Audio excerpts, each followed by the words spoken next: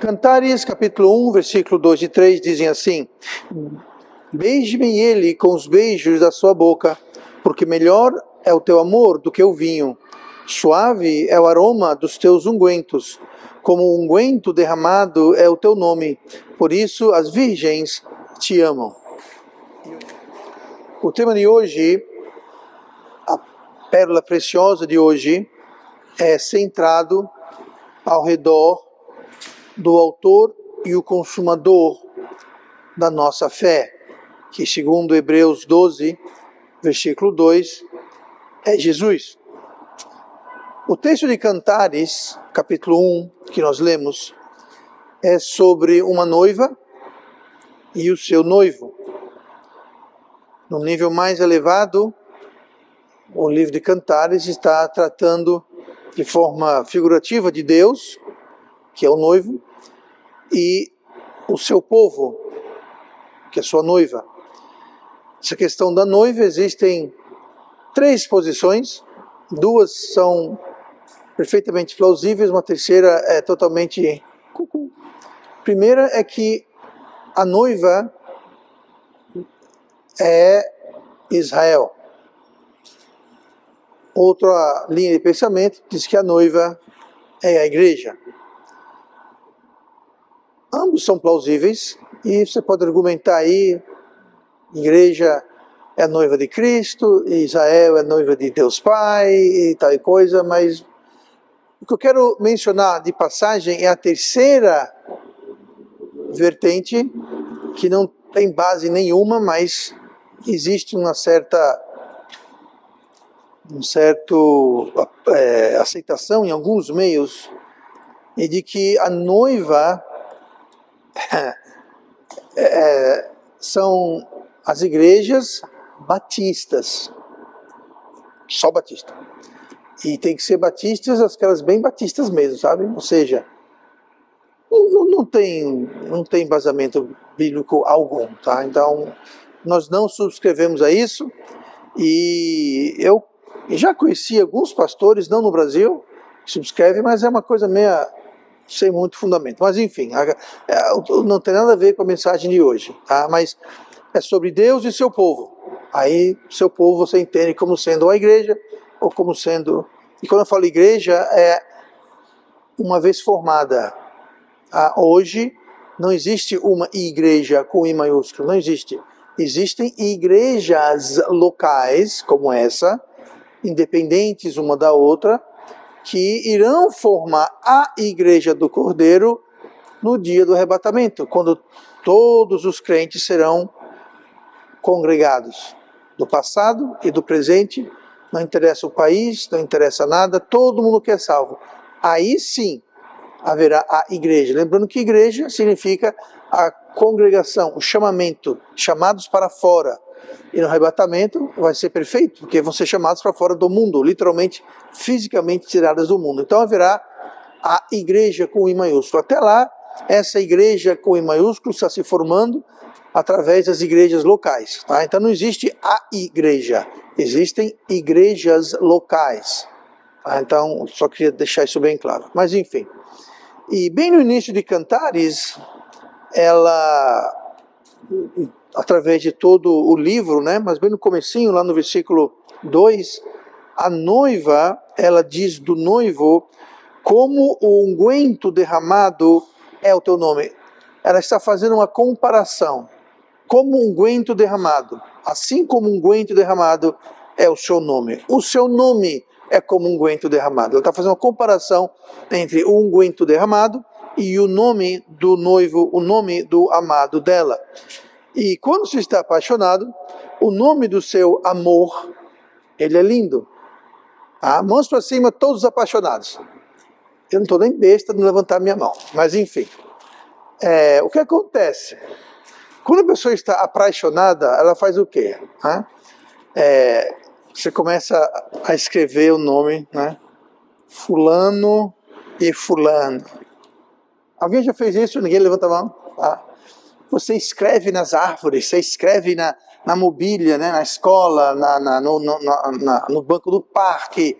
É chamado vandalismo, tá? É crime, tá bom? Mas enfim, tem gente que até faz tatuagem em diversas partes, né, com o nome do amado ou da amada. Até aquele amor acabar, aí você fica lá com a tristeza ali, lembrando do infeliz ou da infeliz. Mas enfim. Mas por que isso? Porque quando você está apaixonado, você faz o quê? O nome traz uma certa alegria, emoção. A mera menção do nome faz o coração bater mais forte. Então é isso aqui que ela está fazendo uma alusão a isso. Isso significa então que a gente pode ver o amor, a paixão, o sentimento que a noiva tem pelo noivo. E assim que nós deveríamos ser para com Deus, nós devemos estar de tal modo enamorados, apaixonados com Deus, que só a menção do seu nome deve ter um efeito. O fato que podemos vir à igreja nos encontrar com o nosso amado que é Cristo, que está aqui, deve nos impulsionar. Porque Jesus falou, onde estiverem 2 ou 3 reunidos no meu nome, quem vai estar lá no meio? Ele prometeu estar lá no meio. Então, quando nós temos um amor correto para com o nosso amado, para com o nosso noivo, então aquilo deve suscitar em nós uma reação de amor. O óleo nas Escrituras, tanto no Novo quanto no Velho, e o óleo quer dizer unguento. Você fala que unguento aqui é algo que você unge, é unguento. E você unge com um óleo, com um azeite. Unguento diferencia de óleo, porque óleo pode ser óleo de azeite, óleo de alguma coisa. Unguento seria algo preparado, que continha sim óleo ou óleos, talvez especiarias, talvez outros ingredientes, mas era basicamente um óleo. Tá? Então, unguento é um óleo preparado, mas na Bíblia o óleo, preparado ou não, o óleo ele é emblemático de uma série de coisas. Ele é emblemático de alegria, por exemplo. Ele é emblemático de hospitalidade. Nós vemos a semana passada o exemplo daquela mulher que veio, pecadora, e estava ungindo os pés de Jesus com o quê? Com unguento. Tá? E o que acontece é que ela fazia aquilo e Jesus falou, olha, eu vim na tua casa e você não me ofereceu nada. Você não me deu algo para lavar os pés ou ungir os meus pés. Esse unguento também era usado com uma espécie de perfume. Tá? Você não me deu o ósculo, que é um beijo, enquanto essa mulher aqui, que você no seu coração está julgando e criticando, ela não para de chorar, de enxugar com os cabelos, de ungir os meus pés. Mas, enfim, então, aquilo era o quê? Era um sinal, deveria ter um sinal de hospitalidade, alegria. Ele é emblemático de cura também. A gente lê no Novo Testamento que deve haver oração e unção com óleo dos enfermos, tá? Ungir com óleo e orar sobre os enfermos. É sobre consagração. Os profetas eram consagrados, os reis eram todos consagrados através de ungir com o óleo. Denotava também a autoridade, justamente o rei era ungido. E até hoje, na coroação da falecida Rainha Elizabeth, do atual rei Carlos, na coroação, eles são ungidos com óleo. Inclusive é citado um versículo sobre o sacerdote Zadok que ungia os reis naquela época. E também é emblemático do Espírito Santo. Tudo isso é representado com o óleo ou até com unguento. Então hoje eu quero falar do tema o ungido. Se há uma pérola preciosa no caminhar cristão, é o ungido. E é o tema de hoje, o ungido. Olhem para Hebreus comigo, por favor. O Hebreus, o capítulo 12, e nós vamos ver os versículos 1 e 2 de Hebreus 12. E a primeira coisa que vamos ver sobre o tema o ungido, eu quero falar sobre o nome do ungido, o nome do ungido. O versículo 1 diz assim: portanto nós também, pois que estamos rodeados de uma tão grande nuvem de testemunhas, deixemos todo o embaraço e o pecado que tão de perto nos rodeia e corramos com paciência a corrida que nos está proposta, olhando para Jesus, autor e consumador da fé, o qual, pelo gozo que lhe estava proposto, suportou a cruz, desprezando a afronta, e assentou-se à destra do trono de Deus. Então aqui nós temos uma referência ao nome do ungido, e ele é aquele que é o autor e o consumador. E é Jesus, olhando para Jesus. O nome do ungido é Jesus, ele é o autor e o consumador. Como consumador? Foi ele que consumiu, foi ele que realizou. Como? Na cruz. Precisava alguém vir e ter uma vida perfeita, oferecer aquela vida na cruz, ter o sangue derramado, ser enterrado, sepultado, ressuscitar ao terceiro dia. Quem fez, quem consumiu, quem realizou tudo isso? Jesus, o autor e consumador da nossa fé. Agora, o nome próprio, Jesus, ele é usado de forma, uma tradução do grego, do hebreu, Josué. Tá? Jesus nada mais é do que a transliteração ou adaptação de Josué. Jesus, em hebraico, é Josué. Então isso aqui, Josué, lá é a mesma coisa, é Jesus, Josué, o significado é o mesmo. O significado de Jesus ou Josué vem de Yahoshua. Yahoshua é a palavra hebraica de onde vem Josué e de onde vem Jesus. E o significado de Jesus, o nome Jesus, Josué ou Yahoshua, tudo a mesma coisa, o significado dessa palavra é Salvador. Salvador. Então o nome de Jesus significa Salvador. Agora, ele era conhecido como Jesus e era um nome comum, Josué, Jesus, era um nome comum naquela época. E muitas vezes, geralmente naquela época de Cristo, a pessoa tinha um nome e o sobrenome não tinha muito sobrenome. Então, como é que você distinguia um Josué do outro, um Jesus do outro? Bom, você falava, esse é Jesus de Nazaré, por exemplo. Não, você é Pedro Bar Jonas. Bar quer dizer o quê? Filho de Jonas. Tá? Então, assim, Jesus era um nome. Os sobrenomes naquela época eram adaptados, não passavam necessariamente de pai para filho, a não ser que falava fulano, filho de Cicrano, por exemplo. Mas, enfim, então Jesus, ele o significado é o Salvador, e a noiva diz, como o unguento derramado é o teu nome. Então, esse nome Jesus está sendo comparado com algo precioso e agradável como unguento derramado. Portanto, o nome do noivo, do amado, do ungido, fazendo referência aqui ao exemplo lá de Cantares, o nome dele é Jesus.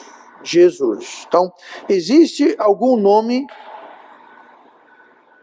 cujo sentido quer dizer unguento, porque a noiva falou lá em Cantares, como o unguento é o teu nome.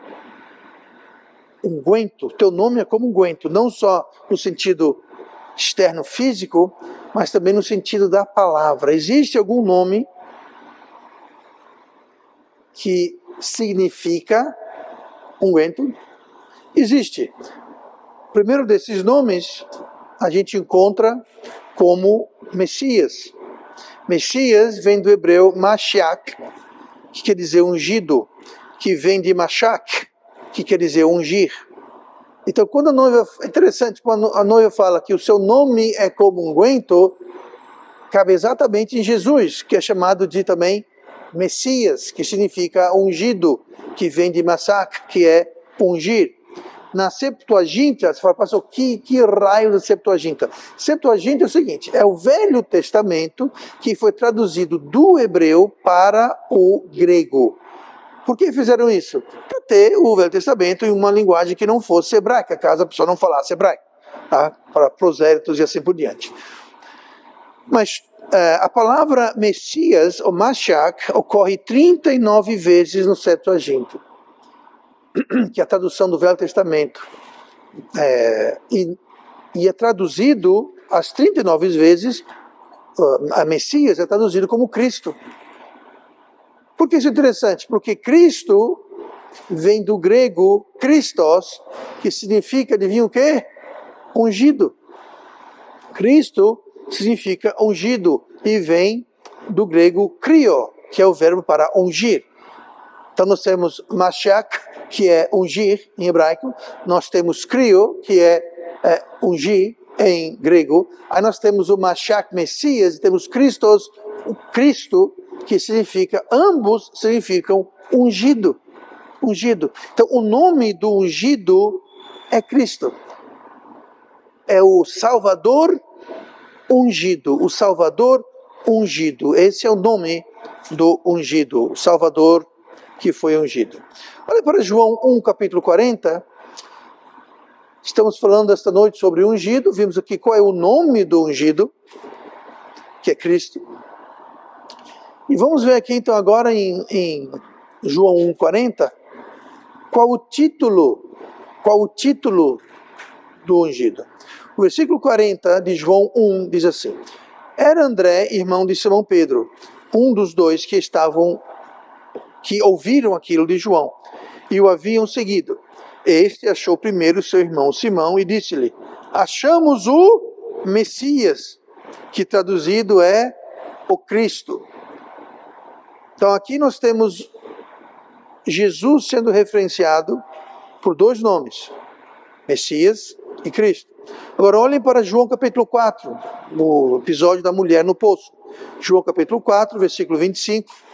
Nós temos a mulher falando com Jesus, ela diz assim: a mulher disse-lhe: Eu sei que o Messias, que se chama o Cristo, vem.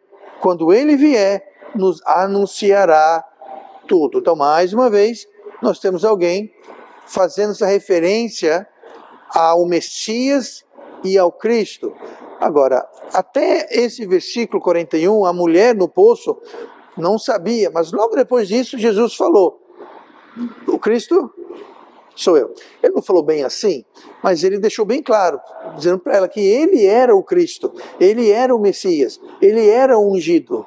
Tá? Então, nesses dois casos, e existem outros, mas nesses dois casos, quando Jesus é chamado de Messias ou de Cristo, não está sendo empregado aqui o nome dele. O nome dele é Jesus, o Salvador. Pastor, então o que é Messias? O que é Cristo?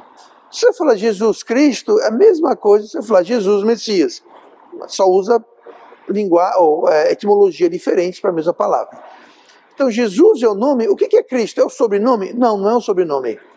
Tanto Cristo quanto Messias é o título.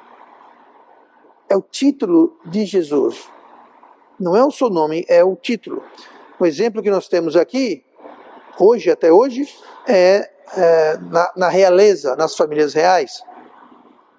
Eu vou usar o rei Carlos, o rei Charles, porque ele é o mais recente que foi coroado de forma bastante clássica, mas como é que ele se chama?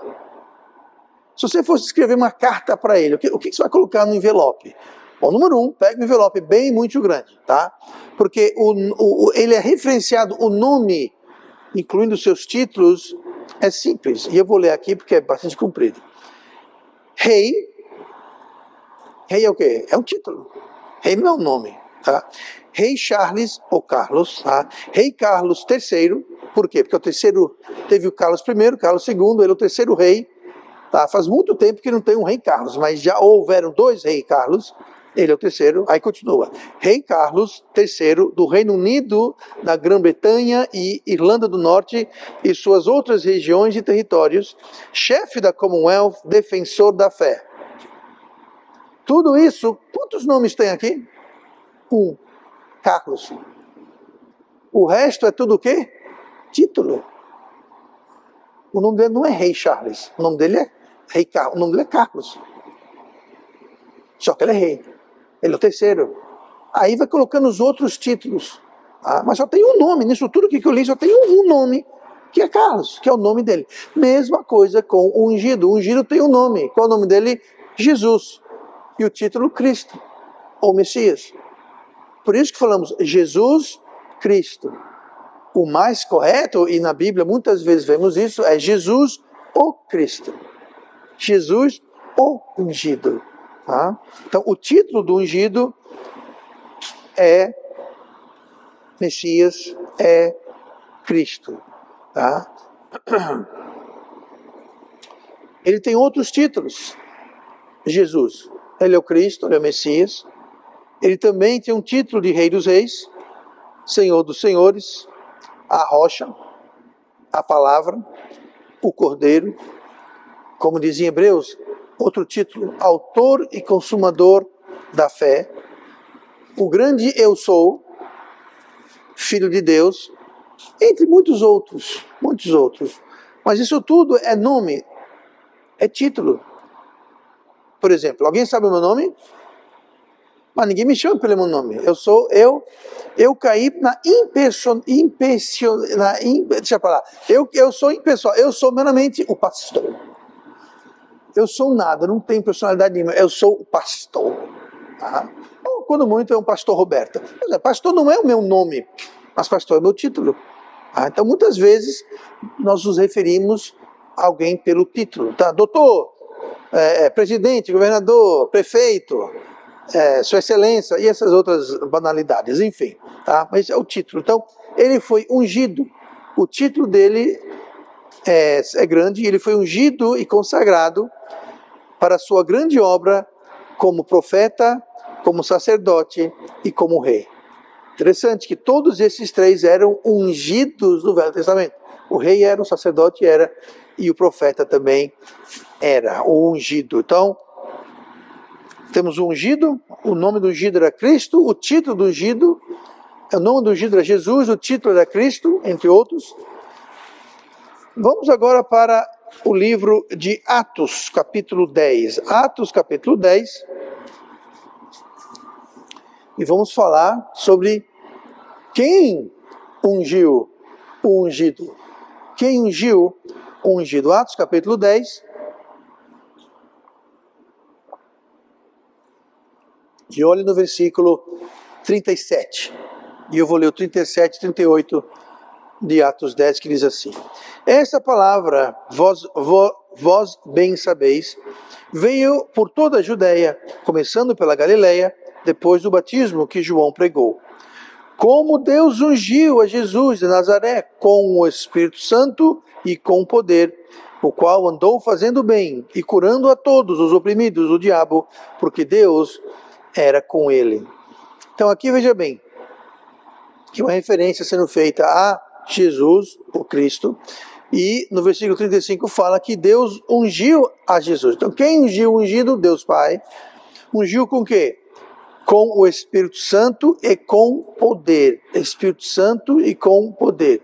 Obviamente, essa unção com o Espírito Santo e com poder não é feita através de um unguento, mas é uma unção espiritual, mas uma unção bastante real. Se há ungido, há o que unge. E o que unge, o ungido, é Deus Pai, que unge Deus Filho. Isaías foi lido em Cafarnaum. Se olhar em Lucas 4, no versículo 18, nós temos o episódio em que Cristo estava na sinagoga no sábado e ele foi chamado para ler as Escrituras. Agora lembre-se disso, as Escrituras não eram um livro como nós temos hoje. Elas eram em rolos. Então era um rolo grande e ao passo que você ia lendo o rolo, você ia enrolando um lado e desenrolando o outro lado. Tá? Então não era, por exemplo, eu não poderia dizer assim, abra aí em Ezequiel capítulo 3, aí todo mundo vai lá, rapidinho, né? Abre Ezequiel capítulo 3. Não tinha, você tem que ter o rolo certo, e para você encontrar o capítulo X, você tem que sair enrolando, desenrolando o rolo até chegar. Então o que acontecia? Quando era lido as Escrituras na sinagoga, era tirado o tomo era tirado, era aberto, lia-se a porção e ficava lá. A próxima porção, simplesmente eles iam avançando, enrolando, desenrolando o rolo até chegar na próxima leitura a ser feita. Então, quando chamaram Jesus, quando o convidaram para ler, coincidencialmente caiu justamente no livro de Isaías, onde Jesus leu o seguinte que é no versículo 18. Se você for para Isaías, você vai ver que está escrito a mesma coisa lá. Mas enfim, Lucas 4, 18, Jesus leu de Isaías o seguinte: o Espírito do Senhor está sobre mim, pois que me o quê? Ungiu. O Espírito do Senhor está sobre mim porque me ungiu. Então quem foi que me ungiu? Não foi o Espírito do Senhor, foi o Senhor, Deus Pai. Ele ungiu com o Espírito. Tá? E continua, me ungiu, pois que me ungiu para evangelizar os pobres, enviou-me a curar os contritos de coração, 19, a proclamar liberdade aos cativos e restauração da visão dos cegos, e pôr em liberdade os oprimidos, e anunciar o ano aceitável do Senhor. Aí Jesus falou, hoje vocês ouviram a realização dessa escritura. Não imagine você que não ouviu um para o outro assim, e logo depois disso disseram blasfêmia e tentaram matá-lo. Porque ele acabou de dizer que ele era Deus, que de fato ele era. E os ouvintes da sinagoga entenderam perfeitamente isso, tanto que buscaram matá-lo. Então entenderam muito bem o recado, simplesmente não aceitaram o recado. Tentaram matá-lo, obviamente não conseguiram, mas aqui nós temos Deus ungindo o Filho, a Deus Pai ungindo Deus Filho, para fazer o seu propósito eterno e fazer a sua vontade. Deus Pai também nos ungiu. Para quê? Para fazermos a sua vontade. Aí você fala, pastor, Deus nos ungiu o quê? Vou chocar vocês. Apocalipse 1, versículo 5. Se você é salvo, você é um sacerdote. Já sabia disso? Quem sabia que todo salvo é um sacerdote? Levanta a mão. E todo mundo, quase ninguém levantou a mão. Se você é salvo, você é um sacerdote. Nós temos o sacerdócio, o real sacerdócio. Todo crente é sacerdote. E nós somos ungidos sacerdotes. Quem era ungido no Velho Testamento? Sacerdote, profeta e rei. Pois bem, nós somos sacerdotes, porque nós somos intermediários entre o mundo e Cristo. Cristo é o sumo sacerdote, ou seja, aquele que está em cima do sacerdote, que é o elo nosso entre Deus Pai e nós. Então nós temos Deus Pai, o sumo sacerdote que é Cristo, nós temos os crentes que são sacerdotes e o mundo de forma geral. Mas além de sacerdote, nós somos também o quê? Intrinsecamente nós somos profetas. Por quê? Não porque nós vamos profetizar, mas nós vamos apregoar a palavra. Mas o que nem todo mundo percebe é que quando você é salvo, além de sacerdote e profeta, você também se torna rei. O quê, pastor? Você é um rei. Olha o que fala Apocalipse 1:5. E da parte de Jesus Cristo, que é a fiel testemunha, o primogênito dentre os mortos e o príncipe dos reis da terra, aquele que nos amou e em seu sangue nos lavou dos nossos pecados, versículo 6, e nos fez o quê? Reis. E nos fez reis e sacerdotes para Deus e seu Pai. A Ele seja glória e poder para todo sempre. Amém. Deus nos fez o quê? Reis.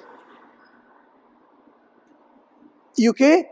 Sacerdotes. Profeta entra de quebra, porque você não vai fazer a vontade de Deus sem você falar, apregoar, você falar, profetizar, de proferir. No Velho Testamento e no início do Novo Testamento, na era primitiva da igreja, haviam profetas. Por quê? Porque nós não tínhamos isso aqui, ó. Nós não tínhamos isso aqui. Então, o que o profeta falava? O profeta trazia de Deus aquelas partes da palavra de Deus que não estavam escritas ainda. Tá? Mas, com o final do fim da era primitiva, quando inclusive boa parte do Novo Testamento estava sendo escrita, e coletada e preservada, então precisava haver profetas. E aí que vem também o dom real de línguas com interpretação, tá? Para ser um sinal ao judeu e ao mesmo tempo ser a divulgação daquelas partes da palavra de Deus que não estavam ainda na terra, e a questão da interpretação era necessária para autenticar que não era alguém falando o que queria, porque queria. Tá? Então, mas essa época acabou, porque nós já temos toda a palavra de Deus. Então, o profeta hoje é alguém que profere, que fala do evangelho, que fala da palavra de Deus, que avança o reino de Deus através de falar e apregoar a palavra. Tá? Mas Deus fala aqui que Deus nos fez reis e profetas, indiretamente, intrinsecamente, também somos profetas em função disso. Tá? E qual é o alvo então dessa unção? Porque o rei e o sacerdote eram ungidos, nós somos ungidos, reis e sacerdotes. Em 2 Coríntios 1, versículo 21, vai mostrar essa unção que nos faz reis e sacerdotes. 2 Coríntios 1, 21. Mas o que nos confirma conosco em Cristo e o que nos ungiu é Deus. Então, quem ungiu o ungido? Deus Pai. E quem unge o crente? Deus. Acabamos de ler.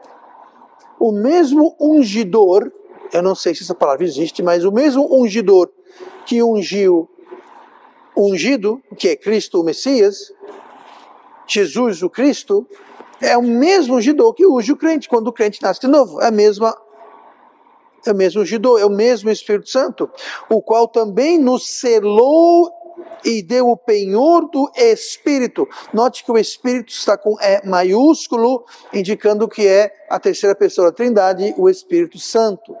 Tá? Então ele nos ungiu, Deus nos ungiu, e nos selou, e nos deu o penhor do Espírito em nossos corações. O que quer dizer o penhor? O penhor é algo que você usa para penhorar.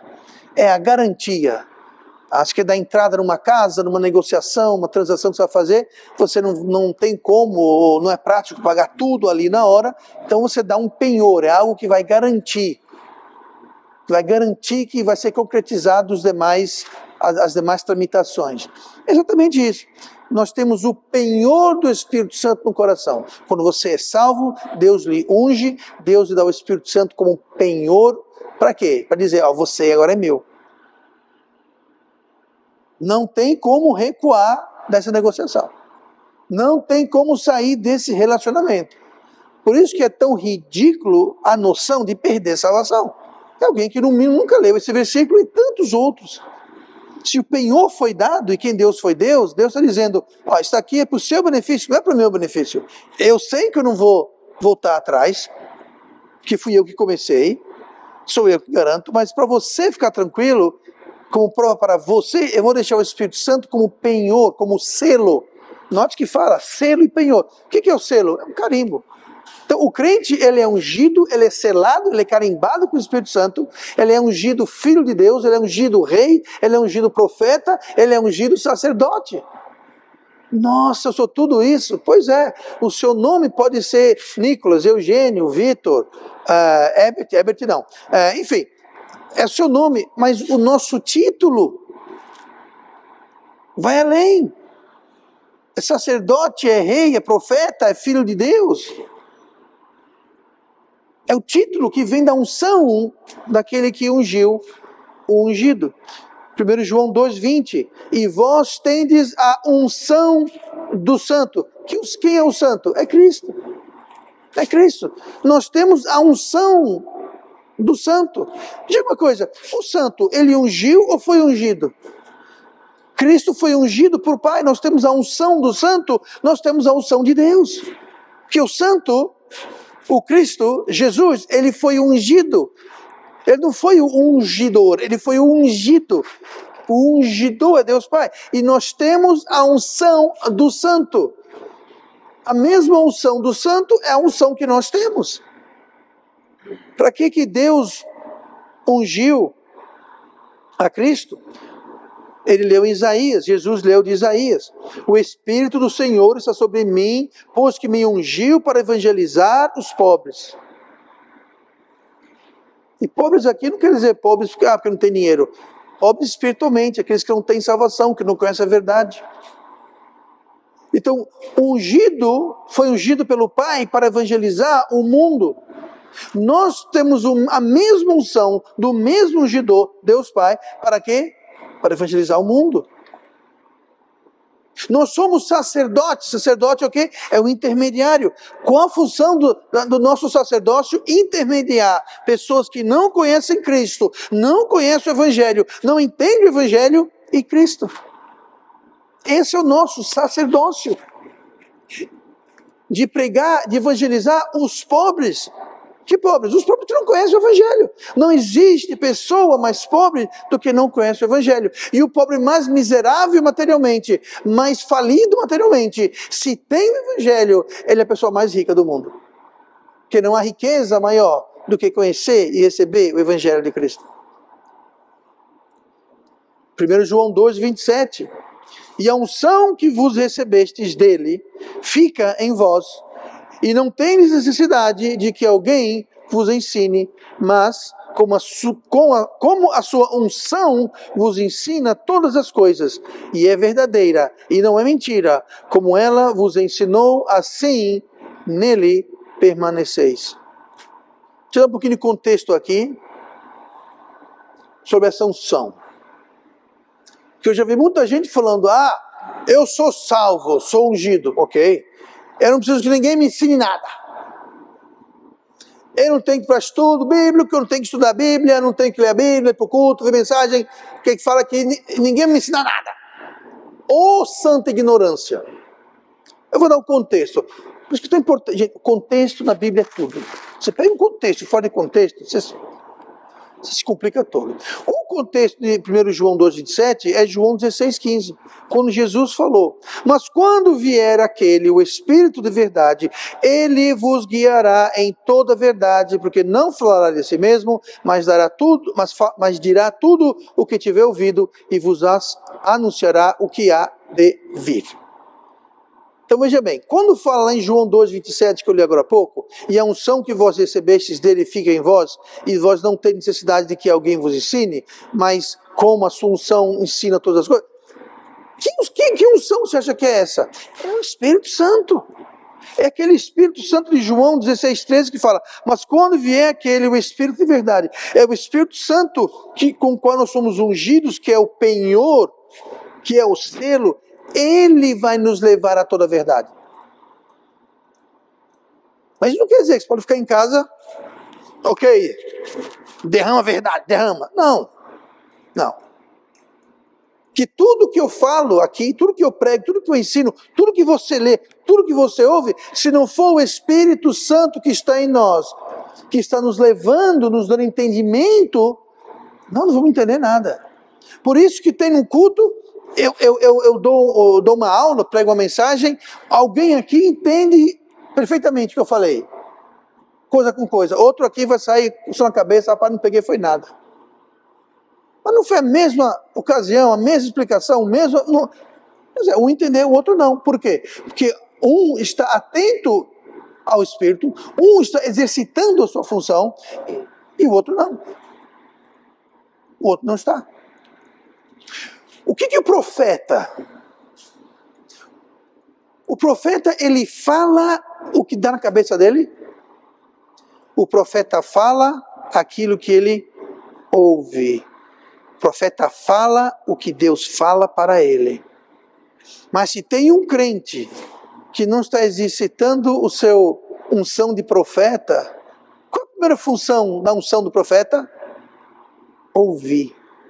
Como é que você vai proferir se você não vai ouvir? Por isso que é importante ler, ouvir, estudar, meditar. Porque você está recebendo para poder proferir, recebendo para poder repassar. O que estamos fazendo com a nossa unção? Cristo foi ungido para fazer a obra de Deus e ele fez a obra de Deus. Nós fomos ungidos pelo mesmo motivo. Por isso que Deus nos dá dons espirituais na salvação. Para quê? Para cumprir a missão que Deus tem para nós aqui na terra. E nós somos reis, sacerdotes e profetas, entre outras coisas. E outra coisa, o profeta não tem que ser alguém que fica na igreja para pregar e ensinar. Todo sábado, por exemplo, nós iríamos aqui, nós saímos para fazer o quê?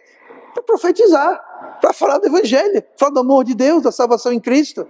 Isso é o quê? É ser profeta. Eu não sei como mais ser profeta pode ser. Ah, não, eu quero um crachá dizendo profeta. Ah, eu quero ter o cargo, eu quero ter carteira assinada, eu quero um papel, um diploma. Você não tem igreja que faz isso. Tem igreja que faz isso, gente. Dá diploma disso, daquilo outro. Que carnalidade é essa? Enfim. Versículo 38. Como Deus, que nós lemos aqui agora há pouco. Como Deus ungiu a Jesus de Nazaré com o Espírito Santo e com poder. O poder para quê? Para fazer a vontade de Deus. Quem ungiu, ungido, nos ungiu também para a mesma coisa, para fazer a sua obra. Vou terminar com 1 Timóteo 2. 1 Timóteo 2, capítulo 3. Que diz: porque isto é bom e agradável diante de Deus, nosso Salvador, que quer que todos os homens sejam salvos. Qual a vontade de Deus? O que Deus quer? Que alguns homens sejam salvos? Que os eleitos sejam salvos? Que os batistas sejam salvos? Que os homens morais sejam salvos? Que os que... Não. Todos os homens sejam salvos. Essa é a vontade explícita de Deus, que quer que todos os homens sejam salvos e venham ao conhecimento da verdade, porque há um só Deus e um só mediador entre Deus e os homens, Jesus Cristo, o homem, o qual se deu a si mesmo em preço de redenção por todos. Não, pastor, para os escolhidos, todos. Para servir de testemunho a seu tempo. O que estamos fazendo com a nossa unção? Cristo fez o que com a unção dele? Ele fez o que Deus mandou. Ele levou o evangelho, ele curou, ressuscitou, deu vida, ele fez um monte de coisa. O que nós estamos fazendo com a nossa unção? Nós prestaremos conta no tribunal de Cristo. Nós vamos ter que explicar o que fizemos. Deus vai dizer assim, ó, eu lhe ungi, eu lhe dei o penhor do Espírito Santo, eu lhe dei o poder do Espírito Santo, eu lhe dei o selo do Espírito Santo, eu lhe ungi reis, sacerdotes, profetas, você fez o quê? Ah, porque eu estava muito ocupado, eu tinha... Não vai, algo me diz que não vai colar. Não vai ser muito bonito. Não há como caminhar o caminho cristão sem ungido e sem a unção do ungido. Como nós lemos lá em João, 1 João 2,20, vós tendes a unção do santo. Não tem como caminhar sem você exercitar essa unção, em vez de guardá-la e escondê-la. Jesus é precioso para nós. Jesus é o nosso amado.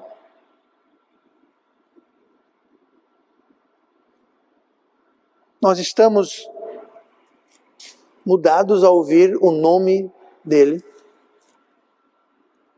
Sabe, é tão triste quando você vê às vezes jovens que vão para um jogo, o jogador tal vai estar lá, ou vão para um show de suposta música, vai estar lá o cantor tal, a cantora tal, e as pessoas ficam frenéticas, emocionadas.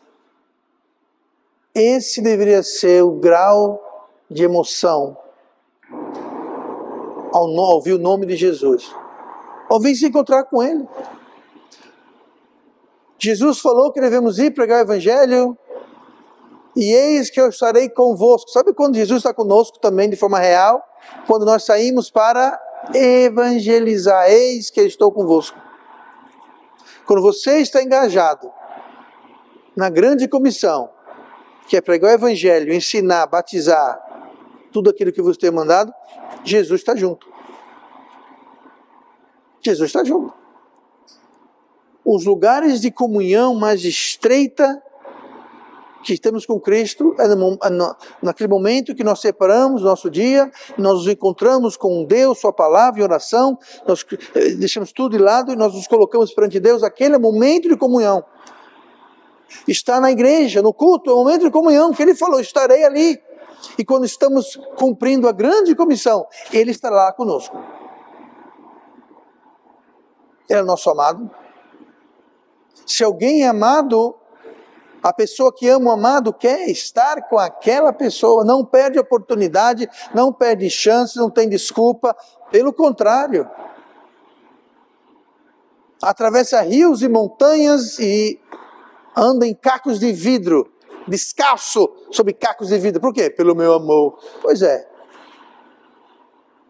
A gente vai para a janela, eita, está ventando muito hoje, vou não. Isso não é amar. Isso não é amar. A unção que recebemos de Deus está sendo colocada a serviço daquele que nos ungiu, que deveria.